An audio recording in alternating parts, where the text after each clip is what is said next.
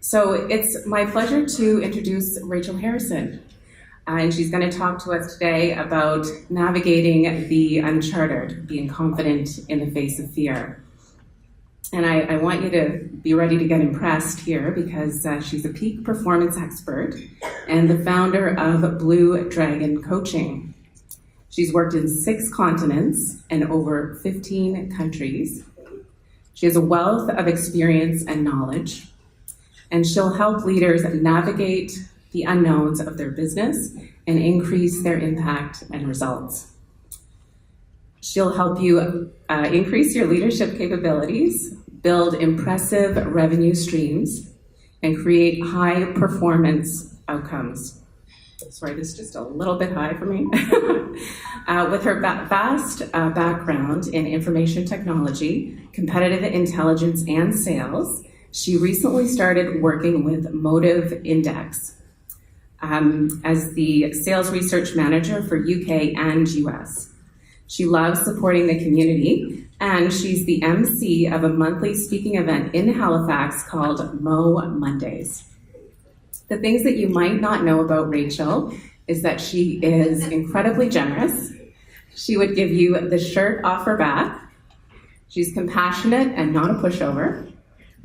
She's tenacious and she won't stop trying. This is the part I like. She can be very silly, and like me, nobody wants her to sing. So without further ado, I'd like to welcome Rachel Harrison to the stage.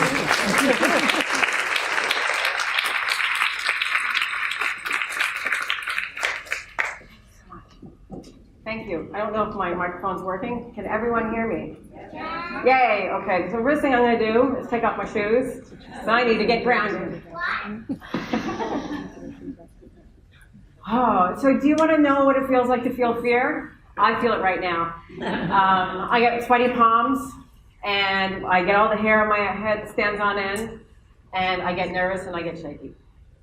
So we came up with the idea here of let's make fear your friend.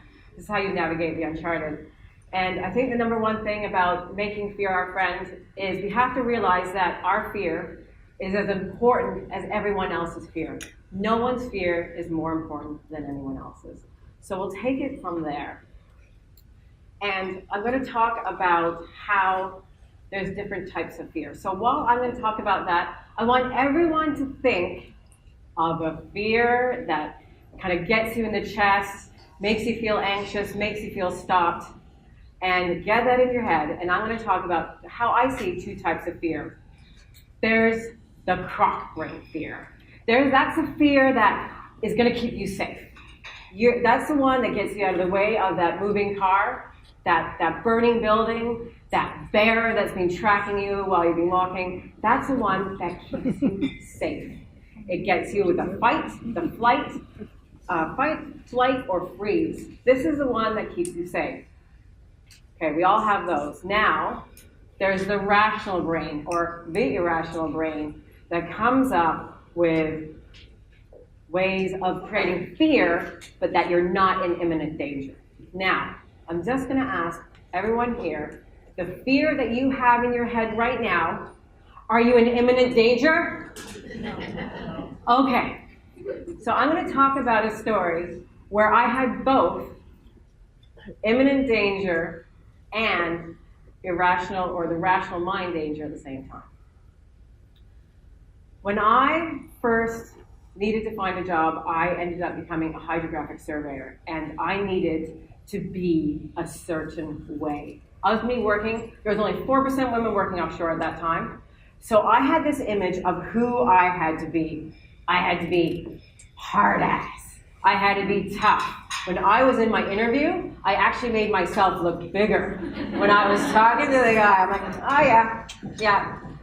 I cannot be fazed was really what I was getting across. So my first job, I fly from Halifax to Boston, and Boston to San Diego, where they trained me for 2 weeks. Obviously, I'm ready to go out for my first job after 2 weeks training. So I go from San Diego up to Seattle. The planes are getting smaller. Seattle to Anchorage, even smaller. Anchorage to king salmon. Even smaller, and I end up getting on a plane. It's a Cessna, 6-seater, 1 pilot. We all pile in. They're weighing us.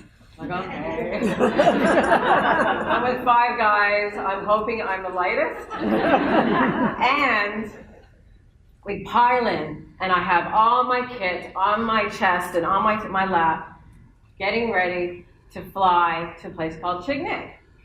Now, I'm one of these special individuals that when they get stressed, I fall asleep.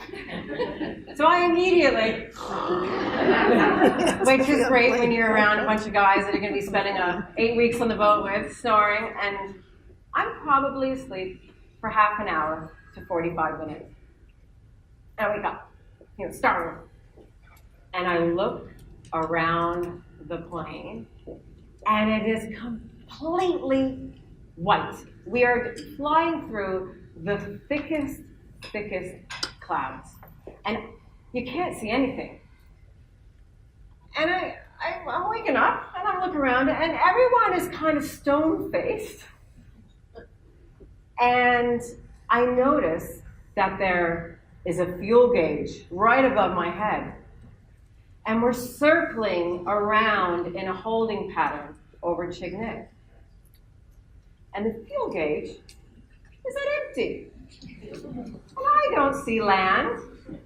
And if I do a quick mental calculation in my head, we're about half an hour to 45 minutes from King Salmon, which means we're not going to be landing anytime soon.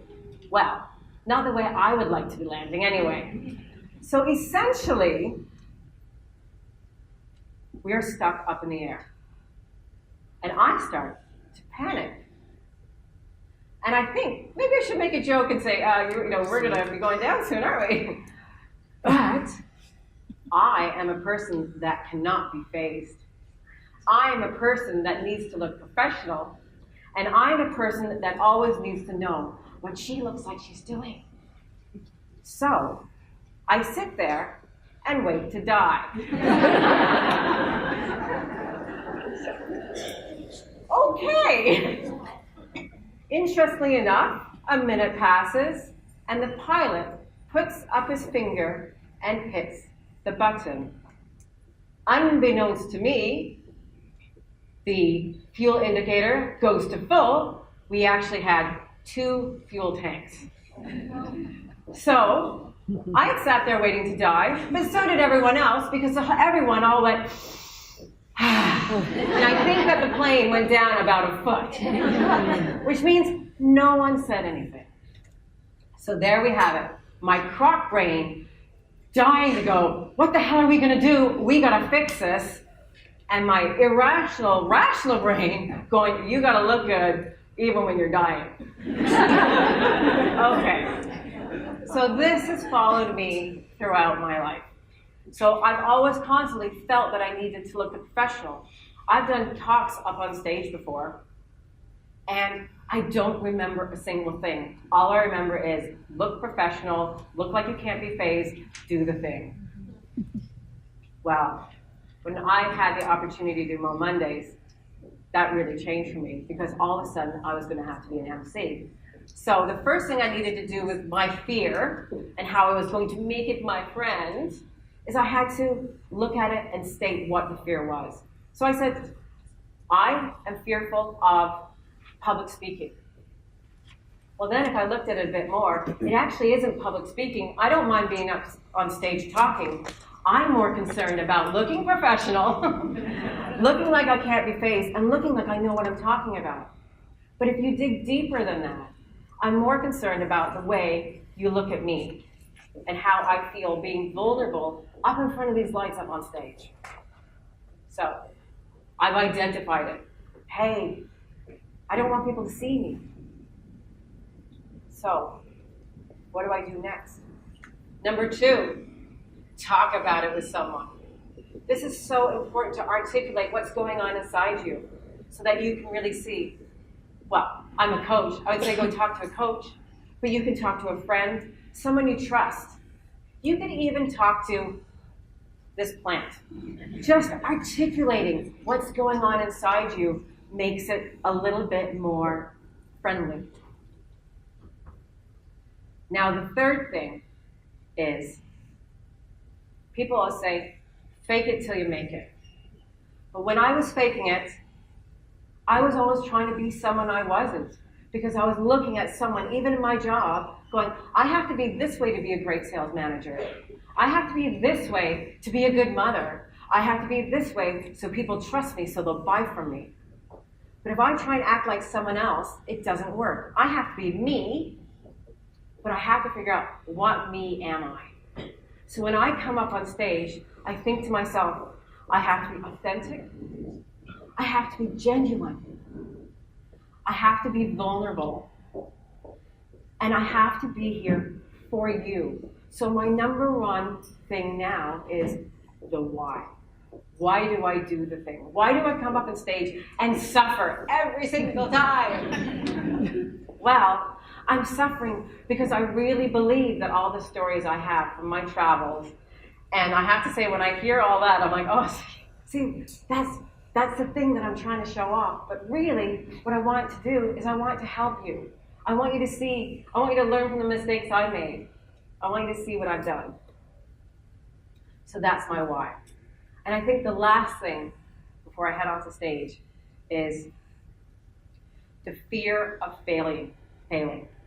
You have to be willing to fail. I'm up here just ready for the whole thing to come falling down. Every day I do Mo Mondays. I feel that I can fail. I won't get enough speakers. I won't get enough people out. I won't create the event perfectly. When I'm up on stage, I'll say something stupid. I'll put my foot in my mouth. I will offend someone. Well, these days, I feel that when I fail, I want to fail big. Because every time I fail, I learn something from it. So I might as well make the learning really, really big and make it count every single time. So, that, I believe, friends, is my fear.